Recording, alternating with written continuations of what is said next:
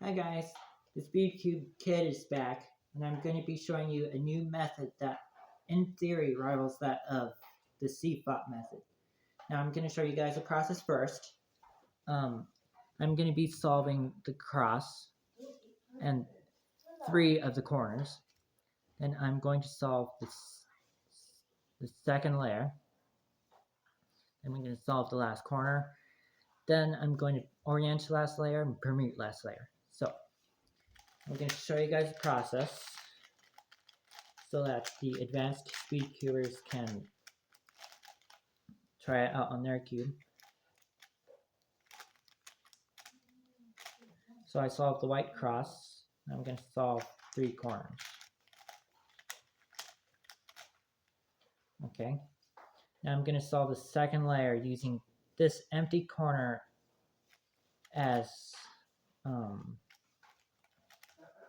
a space for me to move around. Now that I have the second layer solved, I'm going to solve the last corner. There are 5 cases for that. Now I'm going to orient the last layer, and then I'm going to permute last layer. Now, let's see here. I'm going to show the beginners how it's done. So I'm going to mix mine up.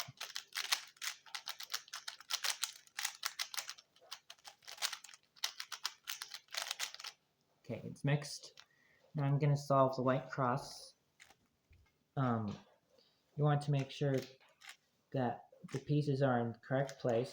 So the white and red goes on top, the white and blue goes on the left, the white and orange goes on the bottom, and white and green goes to the right.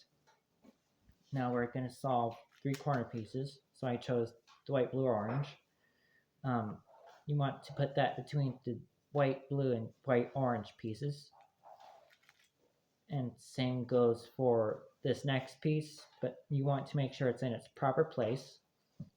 Now I'm going to solve one last corner piece. Make sure it's in its proper place. Now, you want to be doing the moves R prime, F, R, F prime. Then we're going to move this empty corner piece here to the next empty second layer piece. So I'm going to repeat that algorithm. And if the proper colors face U, then you want to do F, R prime, F prime, R. Now, you solve the last corner piece. You can look at the chart F2L for that.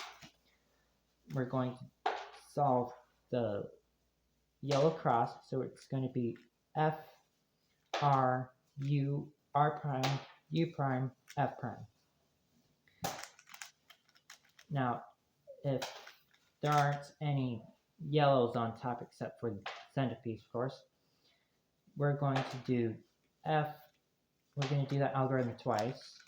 We're going to add U into it, and then do that algorithm one more time. Oops.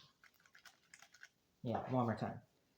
And we're going to solve the yellow corners, which you can find in the orient last layer chart. There are only 7 cases instead of 57. And we're going to solve the last layer. And that solves the cube. So, the reason why it rivals that of the Cfop method is because it combines that Cfop method with the beginner's method. And you can solve all that in 20 to 30 moves, first and second layers.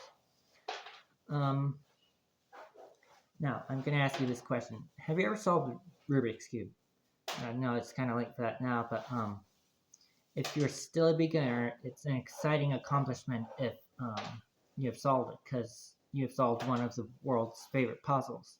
Now, if you're an experienced speedcuber, then what would be an exciting accomplishment is breaking your local record or your own record. Now, if you haven't solved the Rubik's Cube at all, this video is perfect for you because it helps you, and also the advanced speed cubers, because this is a method of my own and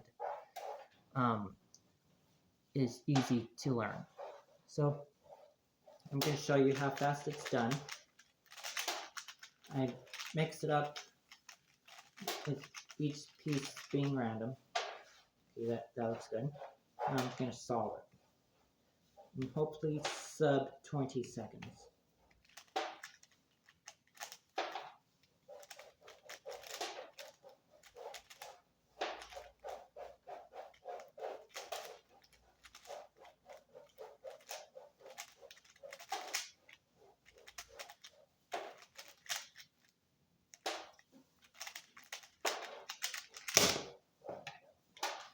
That was, let's see here, 21.35 seconds. Hope you liked it. Let me know what your records are. What method do you like to use most? And I will see you next time. Bye.